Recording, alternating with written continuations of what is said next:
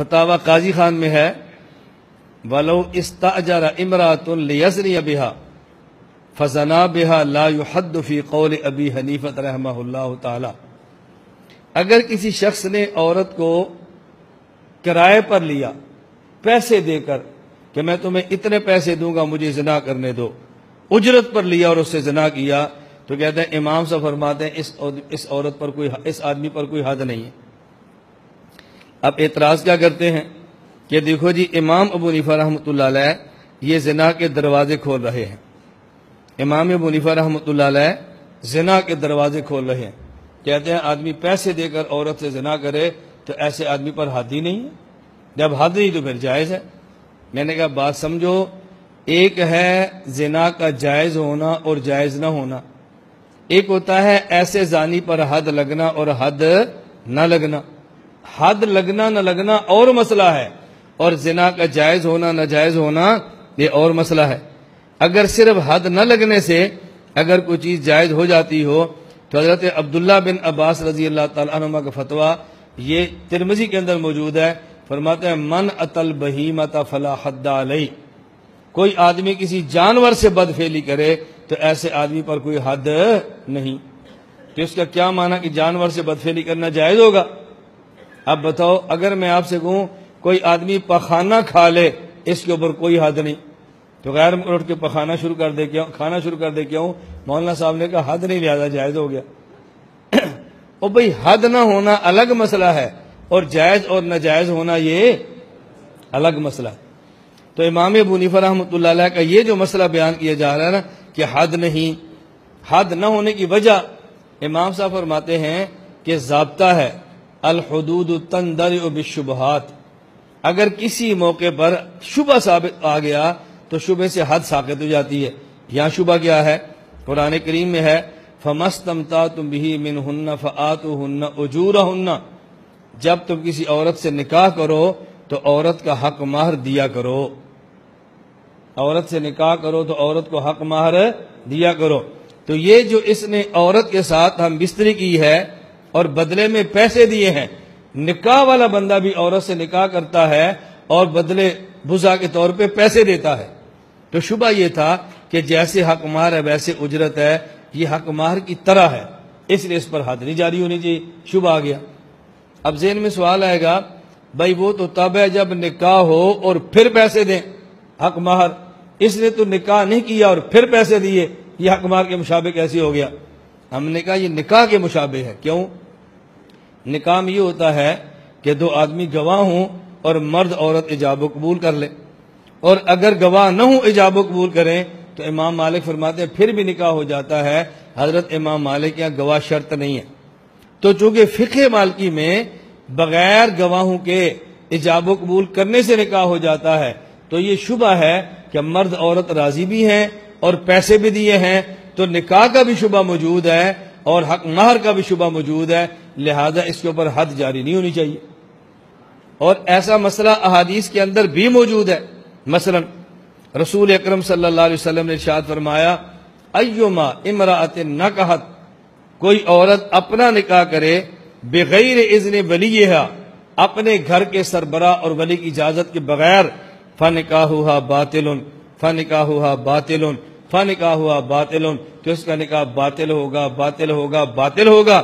آگے فرمایا فإن دخل بها، اگر بغیر ولی اجازت کے نکاح کر لیا اور اس کے شوہر نے سے ہم بستری بھی کر لی، اللہ کے نبی فرماتے ہیں فلها المہر بما استحل من فرجها، چونکہ اس نے حلال طریقے سے ہم بستری کی ہے لہذا اس عورت کو حق مہر ادا کرے گا، حق مہر پھر بھی دے گا۔ اور حق مہر کون سا ہوگا؟ حق مہر مصری ہوگا، جو عام طور پہ اس علاقے میں اس خاندان کی عورت کا حق مہر ہوتا ہے۔ اب دیکھو نکاح کو باطل بھی فرمایا جا رہا ہے اور شرمگاہ کو حلال بھی کیا جا رہا ہے اور حق مہر بھی ثابت کیا جا رہا ہے۔ میری بات سمجھ آ گئی؟ تو اس کا مطلب یہ نہیں ہے کہ حد نہیں تو جائز ہو گیا، لیکن یہ بات بھی ذہن نشین فرما لیں کہ اس مسئلے پر بھی فقہ میں دو قول ہیں۔ ایک قول یہ ہے کہ حد ہے اور فتویٰ اس بات پر ہے کہ اس پر ایک یہ حد نہیں، اور فتویٰ اس پر ہے، اس پر حد یہ ہے۔ الدر المختار باب الوطی الذی یوجب الحد والذی لا یوجبہ، مسئلہ بیان کیا والحق وجوب الحد کالمستأجرۃ للخدمۃ، جس طرح کسی عورت کو پیسے دے کر گھر میں نکرانی رکھا جائے اور آدمی اس سے زنا کر لے، اس پر حد زنا ہوتی ہے، اسی طرح کوئی آدمی کسی عورت کو پیسے دے کر لائے ہی زنا کے لیے تو اس پر بھی حد ہوتی ہے۔ تو فتویٰ اس بات پر ہے کہ حد ہوگی۔ بات سمجھ آ گئی؟ اب دو باتیں سمجھ لیں، اس مسئلے پر دو قول آگے، ایک قول یہ کہ حد نہیں، اور ایک قول یہ کہ حد، اگر حد نہ ہو تو جائز پھر بھی نہیں ہے، اور اگر حد ہو تو فتویٰ اس پر ہے کہ حد ہونا چاہیے۔ تو جب ہم تقلید مفتہ بہا مسائل پہ کرتے ہیں تو اعتراض میں وہ مسئلہ پیش کرو جس پر ہمارا فتویٰ ہے، جس پر ہمارا فتویٰ ہی نہیں اس مسئلے کو اعتراض میں آپ پیش کیوں کرتے ہیں؟ میری بات سمجھ آ گئی؟ اس لیے ہم نے کہا یہ دو مسئلے الگ ہیں، ایک ہے گناہ ہونا اور ایک ہے حد ہونا۔ گناہ تو ہر حال میں ہے، لیکن حد کے بارے میں دو قول تھے، اور فتویٰ اس بات پر ہے کہ اس آدمی پر پھر بھی حد ہوگی، یعنی کہ اس کی حد ثابت ہو جائے۔ وعلیکم السلام ورحمۃ اللہ وبرکاتہ۔ جی یہ ایک بھائی کا سوال ہے کہ الیاس گمن صاحب کا یہ جو بیان ہے اس کے بارے میں وضاحت کرتے ہیں۔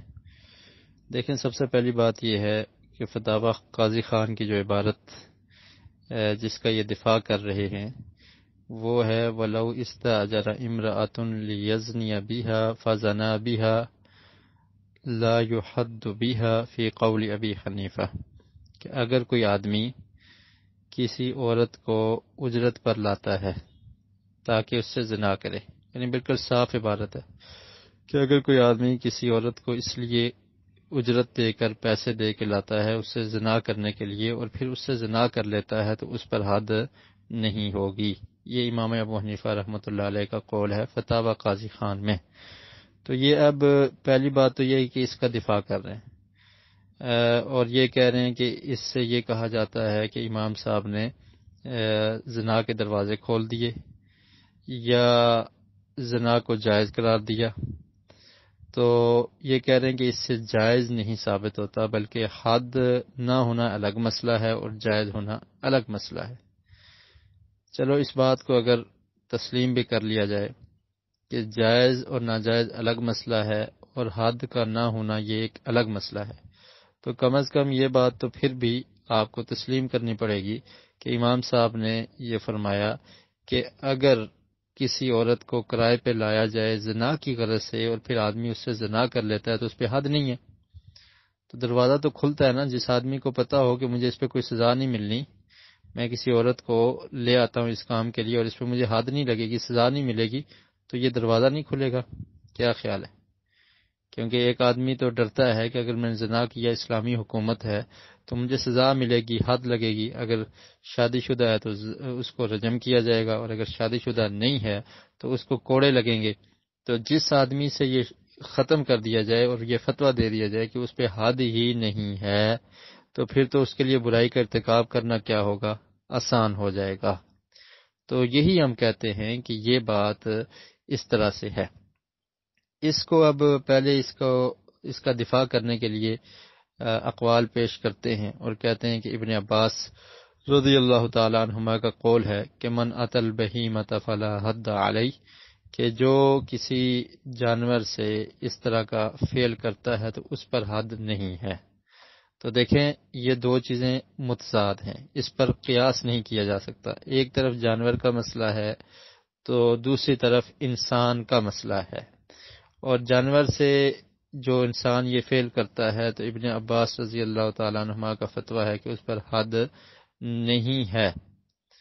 لیکن جو آدمی زانی ہے اس پر حد کا نافذ ہونا، اور جو زنا کرتا ہے اس پر حد کا نافذ ہونا، یہ صریح احادیث سے ثابت ہے، اور قرآن مجید میں اللہ رب العالمین نے سورہ نور میں بھی اس کا تذکرہ کیا ہے کہ جو زنا کرنے والا ہے اس کو کوڑے لگائے جائیں گے۔ تو یہ حدود ثابت ہیں۔ تو اس کو ایسے مسئلے پر قیاس کرنا جو اس سے بالکل مختلف ہے اس طرف لے کے جانا، یہ بات درست نہیں ہے۔ کہاں انسان والا معاملہ کہ کوئی انسان کسی عورت کو پیسے دے کے اس سے زنا کرے، یہ معاملہ، اور دوسری طرف جانور والا معاملہ، ان دونوں کو ایک ساتھ ملانا یہ غلط ہے، یہ درست نہیں ہے۔ اور تیسری بات گمن صاحب یہ کہہ رہے ہیں کہ اگر میں یہ کہہ دوں کہ پخانہ کھانا جو کھاتا ہے اس پر حد نہیں ہے، تو اس سے یہ ثابت نہیں ہوگا کہ وہ کھانا جائز ہے۔ تو پھر کہتے ہیں غیر مقلدین کہیں کھانا نہ شروع کر دیں یا وہ کھانا نہ شروع کر دیں۔ غیر مقلد جب آپ نے ان کو کہہ دیا تو وہ تو آپ کی تقلید ہی نہیں کریں گے، آپ کی بات مانیں گے ہی نہیں۔ آپ کے امام کا قول کہ اگر عورت کو پیسے دے کر زنا کے لیے لایا جائے اس پر حد نہیں، ہم تو اس کو ماننے کے لیے تیار نہیں ہیں، تو یہ بھی ہم نہیں مانیں گے۔ یہ خطرہ آپ کو اپنے مقلدین سے ہونا چاہیے کہ اگر کوئی بیہودہ اس طرح کا جملہ آپ اپنی زبان سے نکال دیں تو خطرہ ہے کہ آپ کے ماننے والے اس کو شروع نہ کر لیں، اس کو کھانا نہ شروع کر دیں اور کہیں کہ ہمارے امام صاحب نے یا ہمارے عالم جو ہیں گمن صاحب ان نے کہہ دیا ہے کہ اس پہ حد نہیں ہے تو چلو ٹرائی کر لیتے ہیں، سزا تو ملنی نہیں ہے۔ تو یہ خطرات مقلدین کو ہیں۔ غیر مقلدین جن کو آپ کہتے ہیں وہ تو اتباع سنت کرنے والے ہیں، وہ اللہ کے رسول صلی اللہ علیہ وسلم کے فرامین پر عمل کرتے ہیں، وہ ہر آدمی کی بات کو بغیر دلیل کے قبول نہیں کرتے۔ اور پھر اس کے بعد ظلم یہ ہے کہ کہا جاتا ہے کہ اس کو نکاح کے ساتھ ملانے کی کوشش کی ہے، یعنی دیکھیں آپ کی دفاع کس طرح سے کر رہے ہیں۔ ایک قول ہے، اگر آپ کا مفتہ بھی قول یہ نہیں ہے تو کہہ دیں اس قول کو ہم نہیں مانتے۔ پہلے پوری بحث کر کے اس کا دفاع کیا جا رہا ہے کہ امام صاحب کے کہنے کا مقصد یہ تھا، اور اس پر قرآن و سنت سے دلائل پیش کیے جا رہے ہیں جو دلائل بنتے ہی نہیں۔ ایک پہلی دلیل دی ابن عباس رضی اللہ تعالیٰ عنہما کا قول، اور وہ جانور کے متعلق ہے، اور یہ اس کے ساتھ ملا رہے ہیں کہ انسان کے متعلق اور جانور کے متعلق کہنا گویا کہ ان کے نزدیک برابر ہے۔ اور پھر کہتے ہیں کہ یہ اس میں شبہ پایا جاتا ہے۔ کدھر شبہ پایا جاتا ہے؟ وہ نکاح والی آیت فَمَسْتَمْتَعْتُمْ بِهِ مِنْهُنَّ فَآتُوهُنَّ أُجُورَهُنَّ کہ اللہ کے رسول اللہ رب العالمین نے ارشاد فرمایا کہ عورتوں کو ان کا حق مہر دو۔ کیوں؟ کیونکہ تم نے ان سے فائدہ حاصل کیا ہے، تم نے ان سے نکاح کیا ہے اور ان سے تم نے جمع کیا ہے، تو ان کو ان کا حق مہر دو۔ تو اس سے تو یہ ثابت ہوتا ہے کہ حق مہر دینا ضروری ہے۔ تو اس سے یہ ثابت کرنا کہ جس طرح حق مہر دینا ضروری ہوتا ہے، تو اسی طرح اگر کوئی آدمی کسی عورت کو پیسے دے کے زنا کر لے تو اس پر بھی حد نہیں۔ تو یہ تو بعید عن العقل یہ بات ہے، کوئی بھی عقل مند انسان ان دو چیزوں کو مکس نہیں کر سکتا جس طرح انہوں نے مکس کیا ہے۔ اور کہتے ہیں کہ جس طرح اس طرح نکاح میں پیسے دیے جاتے ہیں، تو اسی طرح اگر کوئی آدمی زنا کرتا ہے اور پیسے دے دیتا ہے، تو جس طرح نکاح والے معاملے میں پیسے دیے جاتے ہیں اس طرح اس میں بھی دیے جاتے ہیں، لہذا شبہ پایا گیا۔ حالانکہ نکاح والا معاملہ ہی الگ ہے اور زنا والا معاملہ ہی الگ ہے۔ نکاح جب ہوتا ہے تو اس وقت دونوں مرد اور عورت نکاح کی غرض سے یہ کام کرتے ہیں، نکاح کے بعد یہ کام کرتے ہیں، اور نکاح کرنے کے بعد نکاح سے جو فوائد حاصل ہوتے ہیں ان میں سے ایک فائدہ یہ ہے کہ مرد اور عورت آپس میں ہم بستری کر سکتے ہیں، اور یہ شرعی طریقہ ہے اور یہ جائز ہے۔ اس کو آپ نے ایک ناجائز کام کے ساتھ ملانے کی کوشش کی اور پھر شبہ پیدا کرنے کی کوشش کی، اور اس عبارت میں صاف لفظ ہیں۔ شبہ تب پیدا ہونا کہ جب الفاظ مبہم ہوں، الفاظ کی سمجھ نہ آ رہی ہو، صاف الفاظ ہیں وَلَوْ اسْتَأْجَرَ امْرَأَةٌ لِيَزْنِيَ بِهَا کہ پیسے کس لیے دے رہا ہے؟ زنا کرنے کے لیے۔ اور یہاں پر حق مہر کس لیے دیا جا رہا ہے؟ کہ نکاح کیا ہے، ایک طرف زنا ہے اور ایک طرف نکاح ہے۔ شراب کو کوئی انسان دودھ کہہ دے تو یہ تو حماقت ہے اور یہ تو بے عقلی ہے کہ ایک طرف زنا ہے اور دوسری طرف نکاح ہے۔ زنا میں جو پیسے دیے جا رہے ہیں وہ زنا کی وجہ سے دیے جا رہے ہیں، اور عبارت بھی یہ ہے لیزنی بہا فزنا بہا کہ پیسے دے کر زنا کیا پھر اس پر حد نہیں، اور دوسری طرف یہ ہے کہ نکاح کر کے حق مہر دینا چاہیے۔ تو اس میں زمین و آسمان کا فرق ہے۔ باتوں کو گما کر اپنے امام صاحب کی قول کو صحیح ثابت کرنے کی کوشش کی گئی ہے، اور افسوس اس بات پر ہے کہ قرآن مجید کی آیات اس پر فٹ کرنے کی کوشش کی ہے کہ خود بدلتے نہیں ہیں، قرآن کو بدل دیتے ہیں۔ اللہ رب العالمین کو ہدایت نصیب فرمائے۔ اور پھر اس کے بعد اگلی بات انہوں نے یہ کی کہ اس طرح حدیث سے بھی ثابت ہے۔ حدیث سے کیسے ثابت ہے؟ کہ نبی کریم صلی اللہ علیہ وسلم نے ارشاد فرمایا ایما امرأۃ نکحت بغیر اذن ولیہا فنکاحها باطل باطل باطل۔ اور اس کے بعد فرماتے ہیں کہ اللہ کے رسول صلی اللہ علیہ وسلم نے فرمایا کہ اگر ولو دخل بها کہ اگر اس نے اس کے ساتھ دخول کر لیا، ہم بستری کر لی، تو پھر اس کو حق مہر دینا پڑے گا، حق مہر مثل دینا پڑے گا۔ کس لیے؟ کہ اس نے اس کی شرمگاہ کو حلال کیا، یعنی اس سے ہم بستری کو اس نے حلال سمجھا، تو مطلب یہ ہے کہ اس کا نکاح باطل تھا لیکن اس نے حلال سمجھ کے کر لیا، لہذا حق مہر دے گا۔ اب اس حدیث پہ غور کریں کہ اس حدیث کو پورا پڑھا، لیکن پوچھتا میں یہ ہوں کہ کیا اس حدیث پر آپ کا عمل ہے؟ آپ تو اپنے امام کے قول پہ عمل کرتے ہیں، تو پھر احادیث پیش کرنے کی ضرورت کیا ہے آپ کو؟ اس حدیث پر تو آپ کا عمل ہی نہیں ہے۔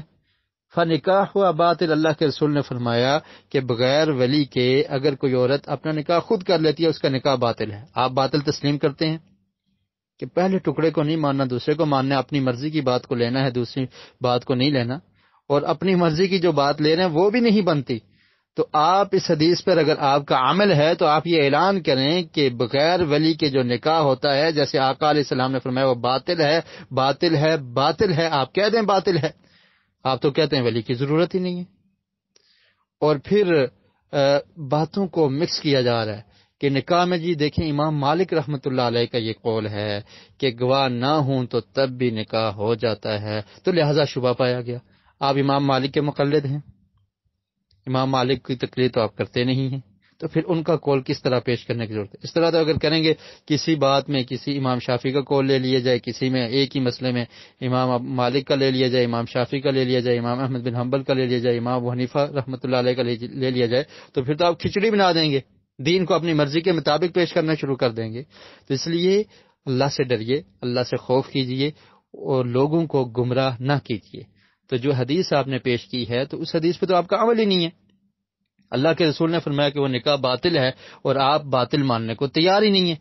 یا تو آپ بھی کہیں نا کہ عورت جو خود اپنا نکاح کرتی ہے وہ نکاح درست نہیں ہے، تو پہلے اس بات کو مانیں تو اس کے بعد والے الفاظ پر پھر بات کی جائے گی۔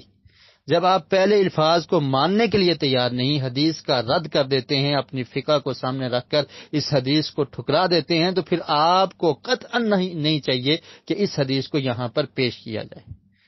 اور پھر دوسری بات کہتے ہیں کہ اس لیے کہ دیکھیں جی اس میں بھی نکاح تو باطل تھا، لیکن اس کے باوجود حق مہر دینا لازمی قرار دیا گیا، حق مہر مثل۔ تو ہم بھی مانتے ہیں کہ اس کا نکاح باطل تھا، لیکن اس کے باوجود اس کو یہ سزا ہے کہ اس نے اس کو حلال سمجھا، تو لہٰذا وہ حق مہر ادا کرے گا، اور نبی کریم صلی اللہ علیہ وسلم کا فرمان ہے۔ اور یہ نکاح والا مسئلہ ہے، اس کو آپ کہاں جا کر فٹ کر رہے ہیں کہ کوئی آدمی اس غرض سے عورت کو لاتا ہے کہ میں تجھے پیسے دیتا ہوں، تو میرے ساتھ ہم بستری کر، اور میں نے تجھ سے زنا کرنا ہے، صاف الفاظ میں اقرار ہو رہا ہے، اس کو آپ نکاح کے ساتھ ملا رہے ہیں۔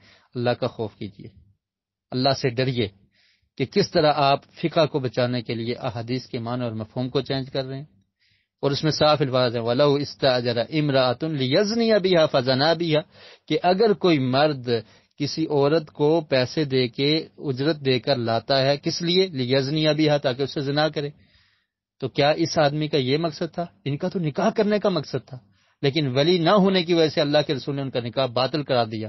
تو کہاں یہ بات اور کہاں وہ بات کہ صاف زنا کی غرض سے لانا اور اس کو اس پر فٹ کرنے کی کوشش کی جا رہی ہے۔ اور آخر میں جب دیکھا کہ یہ تمام دلائل دینے کے باوجود بھی بات نہیں بنے گی، تو پھر کہتے ہیں کہ جی اس میں ہمارے ہاں دو قول ہیں، تو ہم وہ والا قول لیتے ہیں کہ جس میں یہ لکھا ہوا ہے، در المختار میں لکھا ہوا ہے کہ اس میں حق بات یہ ہے کہ اس پر حد لگے گی، تو ہم اس قول کو مانتے ہیں، اور اس کو گویا کہ یہ کہنا چاہتے ہیں کہ ہم اس قول کو نہیں مانتے۔ تو میری گزارش یہ ہے کہ آپ کو پہلے ہی ایسے کہہ دینا چاہیے تھا کہ ہم حد والے قول کو مانتے ہیں کہ حد لازم ہے، اور دوسرے قول کو نہیں مانتے، تو اس قول کے دفاع کر کے لوگوں میں شک اور شبہ پیدا کرنے کی ضرورت کیا تھی، اور پھر اس قول کا رد کرنا چاہیے کہ ہم اس قول کے قائل نہیں ہیں۔ تو چلو جہاں سے آپ نے ایک قول پیش کیا کہ والحق وجوب الحد مستاجرت للخدمہ، کہ جس طرح اگر کوئی انسان اپنے گھر میں کسی عورت کو لاتا ہے کام کاج کے لیے، تو اس سے اگر زنا کر بیٹھتا ہے تو اس پر حد ہے، اسی طرح جو آدمی زنا کے لیے کسی عورت کو لاتا ہے تو اس پر بھی حد ہوگی، یعنی آپ اس قول کے قائل ہیں۔ لیکن در المختار میں اس سے پہلے ایک عبارت اور بھی لکھی ہوئی ہے، اس پہ بھی ذرا غور کر لیں۔ وہ کہتے ہیں وَلَا حَدَّ بِزِنَا غَيْرِ مُكَلَّفٍ بِمُكَلَّفَةٍ مُطْلَقًا، کہ اگر کوئی آدمی جو غیر مکلف ہے، مثلا عمر میں ابھی بالغ نہیں ہوا تو غیر مکلف سمجھا جائے گا. اور اسی طرح اگر وہ غیر مکلف کی جو صورتیں ہیں ان میں سے کوئی صورت بھی ہے، ایک صورت یہ ہے کہ اگر وہ ابھی بالغ نہیں ہوا تو وہ غیر مکلف ہے، تو وہ کسی مکلفہ سے، جو عورت مکلفہ ہے، بالغ ہے، سمجھدار ہے، عقل مند ہے، اس سے زنا کر لیتا ہے، تو فرمایا کہ اس پر بھی کوئی حد نہیں ہے. لا علیہ ولا علیہا، نہ اس مرد پہ حد ہے نہ اس عورت پہ حد ہے. تو آپ بتائیں اس کا کیا حل ہے؟ تو آپ مانیں کہ آپ کی فقہ میں ایسی چیزیں ہیں جو قرآن و سنت کے خلاف ہیں، اور قرآن و سنت کو مانا جائے گا اور ان پر عمل نہیں کیا جائے گا. تو کہتے ہیں کہ اگر غیر مکلف مرد کسی ایسی عورت سے جو عقل مند ہے، سمجھ بوجھ رکھنے والی ہے، بالغ ہے، اس سے زنا کر لیتا ہے، تو نہ عورت پر حد ہے اور نہ ہی اس غیر مکلف مرد پہ حد ہے. تو اب عورت کو معاف کر دیا، عورت کی کوئی غلطی نہیں، اس پہ حد ہی نہیں لگے گی. وفی عکسہ حد، اور اگر اس کا الٹ ہو تو اس پہ حد ہے. تو اس طرح کے اقوال بہت زیادہ ہیں. تو اس لیے اقوال کا دفاع نہ کیا جائے بلکہ قرآن و سنت کا دفاع کیا جائے. اللہ رب العالمین ہمیں عمل کی توفیق نصیب فرمائے.